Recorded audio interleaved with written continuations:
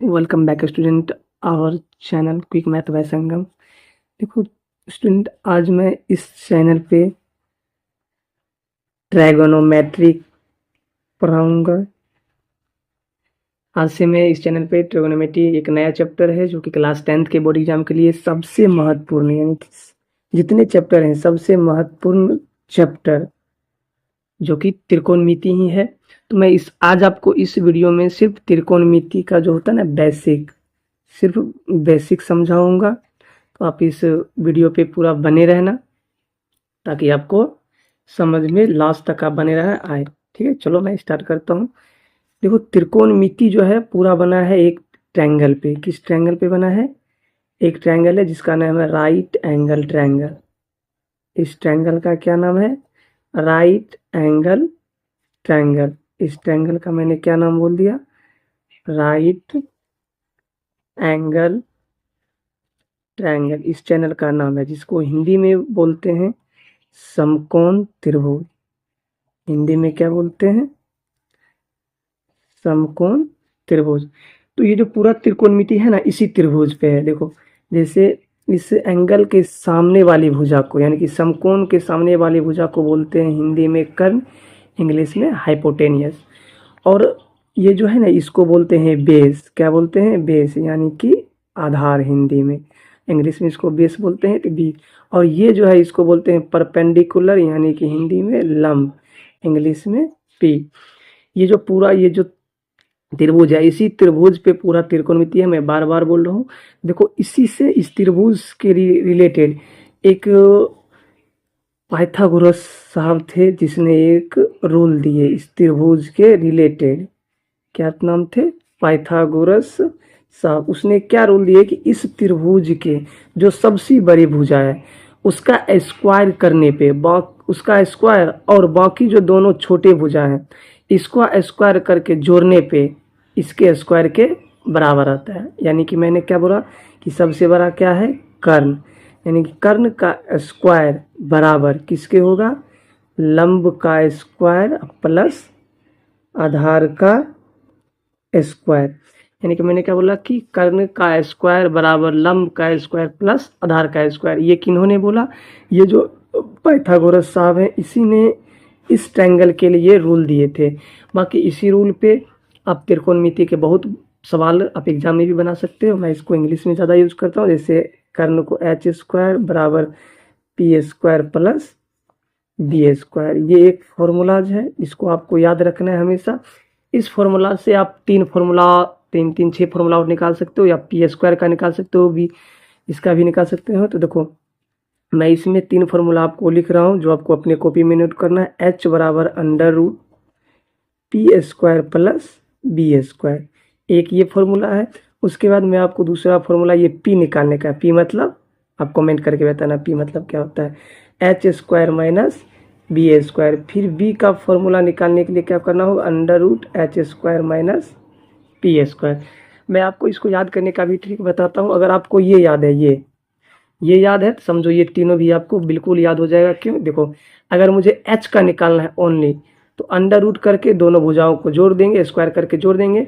अगर बाकी पी का निकालना हो तो अंडर रूट करके एच के स्क्वायर में जो निकालना होगा उसको छोड़ के दूसरे के स्क्वायर को माइनस कर देंगे।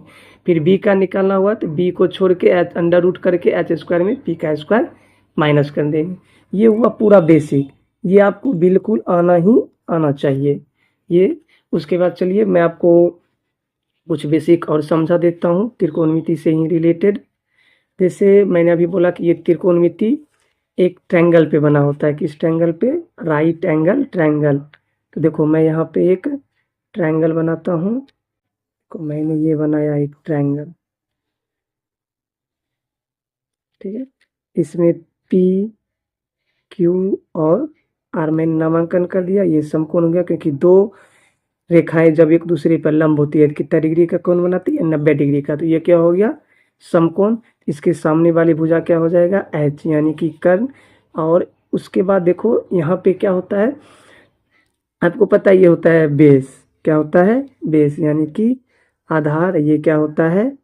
लंब। अब आपको समझना इसमें क्या है। ये जो मैंने लिखा है ना बी पी, एच तो फिक्स रहता है, ये इस एंगल के कारण होता है। किस एंगल के कारण? यहाँ जो है आर एंगल, देखो इसके सामने जिस एंगल से बोला जाए इसके सामने वाले कोण क्या होता है? पी होता है। क्या होता है? पी। देखो लंब हो गया, उसके बाद ये कर्ण हो गया, जो बचा वो क्या हो गया? आधार। ये हुआ किस एंगल से? ये आर वाला एंगल से। यानी कि अगर मैं बोलूँ अगर एंगल आर से बोला जाए, किससे बोला जाए? एंगल आर से बोला जाए तो पी का नाम क्या हो जाएगा? P Q. बी का नाम क्या हो जाएगा? Q R. और एच तो कभी चेंज ही नहीं होगा, एच तो दोनों के लिए क्या हो जाता है? P R. लेकिन जैसे ही मैं एंगल को चेंज करता हूँ, देखो जैसे ही मैं इस बी को एंगल बना दिया, किसको बना दिया? बी को जैसे ही मैं एंगल बनाया तो एंगल पी के लिए, किसके लिए? एंगल पी के लिए तब उल्टा हो जाएगा। देखो एंगल पी के सामने वाली भुजा अब क्या हो गया? Q R. अब ये जो है ये इसके लिए एंगल पी के लिए, देखो एंगल पी के लिए क्यू और आर हो जाएगा पी। क्या हो जाए? क्यू और आर क्या हो जाएगा? लंब। और पी और क्यू क्या हो जाएगा? आधार यानी कि बेस। और तुम आपको पता है कि ये दोनों के लिए कर्ण यानी कि एच तो पी आर ही रहेगा। आई होप, मुझे लगता है कि आपको ये समझ में आ गया होगा। ठीक है, अगर आपको समझ में नहीं आया तो ये ऑनलाइन वीडियोज है, आप इसको दोबारा पीछे बैक करके देख सकते हो। ठीक है, इसको समझने के बाद ही आपको बहुत सारे क्वेश्चन जो हैं स्टार्टिंग की त्रिकोणमिति के बनना स्टार्ट हो जाएंगे। यहीं से आपका त्रिकोणमिति क्या होता है? स्टार्ट होता है। अब इसके बाद त्रिकोणमिति के लिए कुछ फार्मूलाज होते हैं जो उसकी बेसिक फार्मूला होते हैं, जिनको मैं एक छोटा सा बेसिक फार्मूला मानता हूँ जो मैं आपको यहाँ लिख रहा हूँ।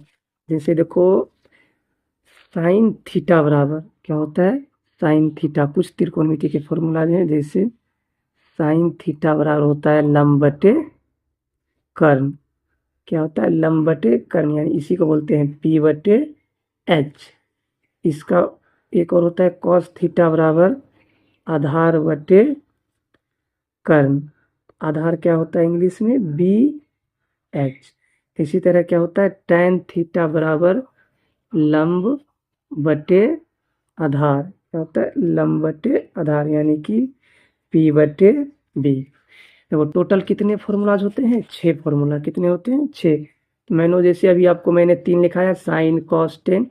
जस्ट इसी का उल्टा होता है फॉर्मूला। साइन का अपोजिट होता है कोसेक थीटा, यानी कि अगर मैंने क्या बोला इसका अपोजिट है तो फॉर्मूला भी इसका क्या हो जाएगा? उलट जाएगा। कर्ण ऊपर लंब नीचे। कर्ण को क्या बोलते हैं इंग्लिश में? एच। लंब को पी। उसके बाद मैंने क्या बोला? Sec theta. इसका कॉस का क्या होता है? उल्टा। तो कर्ण इसका भी चल जाएगा ऊपर और आधार हो जाएगा नीचे। तो कर्ण को इंग्लिश में एच, आधार को इंग्लिश में बी। फिर उसी तरह कॉट थीटा बराबर क्या होता है? उल्टा इसका, आधार बटे लंब। आधार को इंग्लिश में क्या बोलते हैं? बी, और लंब को पी। अगर आपको त्रिकोणमिति में बेस्ट करना है तो आपको सबसे पहले ये फॉर्मूलाज मैंने जो अभी बताए हैं सबको आपको पूरा पता रहना चाहिए। त्रिभुज के बारे में कौन कर्ण, कौन लंब, कौन आधार, और ये तीनों फॉर्मूलाज आपको कंठस्थ याद रहना चाहिए। उसके बाद आपको ये जो मैंने समझाया, ये कि अगर एंगल आर से चले तो इसके सामने वाली भुजा पी होता है, एच तो फिक्स है, बी ए हो जाएगा। अगर यहाँ से मैं इससे चलता हूँ पी, एंगल पी से बोलूँ तो पी जो है लंब क्या हो जाएगा? इसके सामने वाली क्यू आर लंब हो जाएगा और पी क्यू बी हो जाएगा। एच तो फिक्स है। उसके बाद मैंने आपको क्या बताया अभी जस्ट, कि आपको ये 6 फॉर्मूला जो त्रिकोणमिति के बेसिक होते हैं, आप कोई सा भी त्रिकोणमिति का चैप्टर उल्टा के देख लो, सब में sine cos tan cosec sec cot theta, अगर आपको ये फॉर्मूले याद हैं तो आप बड़े बड़े क्वेश्चन को इस फॉर्मूला से सॉल्व कर सकते हो। ठीक है, ये था त्रिकोणमिति का एक छोटा सा बेसिक। और जब आप इसको याद कर लोगे तो अगले दिन मैं आपको इस 6 जो क्वेश्चन है, पहले जो मैंने ये बताया इस पे पहले मैं आपको क्वेश्चन करवाऊंगा नेक्स्ट वीडियो में। उसके बाद मैं आपको इस चीज़ पे भी क्वेश्चन करवा दूंगा उसी वीडियो में। अगर आप उस वीडियो में अगर ये समझ जाओगे तब मैं आपको नेक्स्ट वीडियो यानी उसी वीडियो में ये भी समझा सकता हूँ, नहीं तो आपको नेक्स्ट वीडियो में समझाऊंगा। ठीक है, चलो थैंक यू मच। जो स्टूडेंट क्लास 10th 2027 का बोर्ड एग्जाम देना चाह रहे हैं तो आप इस वीडियो को लाइव देख सकते हो, मतलब यूट्यूब पे क्विक मैथ बाय संगम पे आप देखो, या उस अपने दोस्तों को शेयर करो। अगर आप बगल के हो तो मैं एक कोचिंग पढ़ाता हूँ जिसका नाम है क्विक मैथ बाय संगम, ये है। और ये एड्रेस मैं बताता हूँ, कनाले गांव है जो, क्या है, कनाले गांव। इस गांव में मेरा नाम है संगम, आपको यहाँ दिख रहा होगा संगम सर, यानी कि आप किसी से पूछे अगर नहीं पता हो तो संगम सर के गाछी वाला घर पे। और अगर आपको नहीं पता है तो आप मुझे डायरेक्ट इस नंबर पे कांटेक्ट करके आ सकते हो। मैं इस कोचिंग में मैथ, साइंस, बाकी सब सब्जेक्ट इसमें पढ़ाया जाता है, और इस तरह पढ़ाता है कि रट्टा नहीं मारना है। मैं आपको इतना समझा दूंगा कि आप भूल चाह के भी नहीं भूल पाओगे, क्योंकि अभी लास्ट का 5 से 6 मंथ बचा ही है। तो आप लेट मत करना। अगर आप बगल के हो इस कनाला गांव के, तो आप ज्वाइन कर सकते हो। एक नॉर्मल सा ही फीस है, बाकी सभी कोचिंग से कम ही फीस है। ठीक है, थैंक यू, मिलते हैं नेक्स्ट वीडियो में।